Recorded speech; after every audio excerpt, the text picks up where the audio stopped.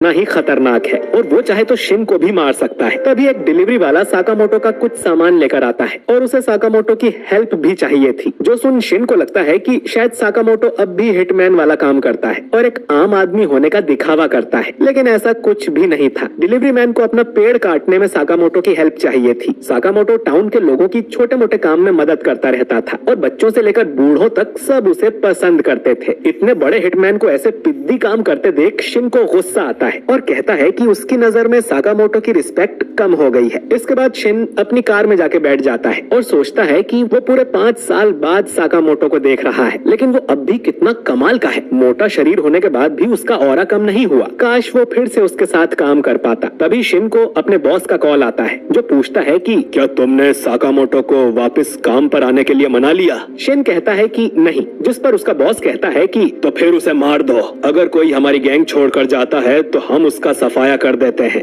यही हमारी दुनिया का नियम है। और अगर ये काम शिन नहीं कर सकता तो वो किसी और को भेज देगा। शिन को असल में साकामोटो को मारने ही भेजा गया था, लेकिन वो उसका बहुत बड़ा फैन है और ऐसा नहीं करना चाहता। लेकिन काफी सोचने पर शिन समझ जाता है कि उसके पास और कोई ऑप्शन नहीं है। अगर उसने साकामोटो को नहीं मारा तो कोई और मार देगा। तो अगर साकामोटो को मारना ही है तो ये उसी के हाथों होना चाहिए। अगली सुबह शिन वापस साकामोटो की दुकान पर पहुंच जाता है, जहां उसकी वाइफ कहती है कि तुम तो कल भी आए थे ना। पर शिन उसका कोई रिप्लाई नहीं देता और अपनी गन में साइलेंसर लगा के स्टोर के अंदर चला जाता है। शिन साकामोटो से कहता है कि वो आज टाउन छोड़कर जा रहा है, तो वो जाने से पहले साकामोटो को गुड बाय बोलने आया था। इसके बाद वो साकामोटो पर गोली चला देता है, लेकिन साकामोटो अपनी मुंह की कैंडी को बाहर थूक देता है, जो उस गोली से टकराकर उसकी दिशा बदल देती है। इसके बाद वो शिन पर एक आइसक्रीम फेंक कर मारता है और उसके सामने से गायब हो जाता है और शिन उसका माइंड भी रीड नहीं कर पा रहा था। अब शिन का थोड़ा ध्यान बटाकर साकामोटो उसके पीछे से आता है और उसके मुंह पर एक जोरदार लात मार देता है, जिससे शिन दूर जाकर गिरता है और कहता है कि पता नहीं वो क्या सोचकर साकामोटो से लड़ने आया था। इसके बाद शिन बेहोश हो जाता है। शिन को जब होश आता है तो वो साकामोटो के घर में था, जो उसकी दुकान के ऊपर वाले फ्लोर पर ही है। शिन को साकामोटो की फैमिली के साथ डिनर करने बुलाया जाता है और शिन को समझ नहीं आता कि साकामोटो उसे अपने घर क्यों ले आया। कहीं इस खाने में जहर तो नहीं? लेकिन उसके शरीर पर जहर का असर नहीं होता। शिन जब खाना खाता है तो वो उसे काफी टेस्टी लगता है। शायद उसने कई दिनों बाद घर का खाना खाया था और साकामोटो का भी पहली बार यही रिएक्शन था। शिन को आज ये खाना खाकर इतना अच्छा लग रहा था जितना उसे कभी कोई काम करके नहीं लगा। और अब उसे समझ आ जाता है कि इन छोटी छोटी खुशियों के लिए ही साकामोटो ने वो काम छोड़ा था। डिनर के बाद शिन साकामोटो को खाने के लिए शुक्रिया बोलता है और जाने लगता है। साकामोटो उसे एक बोर्ड दिखाता है जिस पर लिखा था थैंक यू, फिर जरूर आना। शिन अपनी गैंग के पास चला जाता है, जहाँ उसका बॉस उसे काफी डांट लगाता है कि तुम उसे मार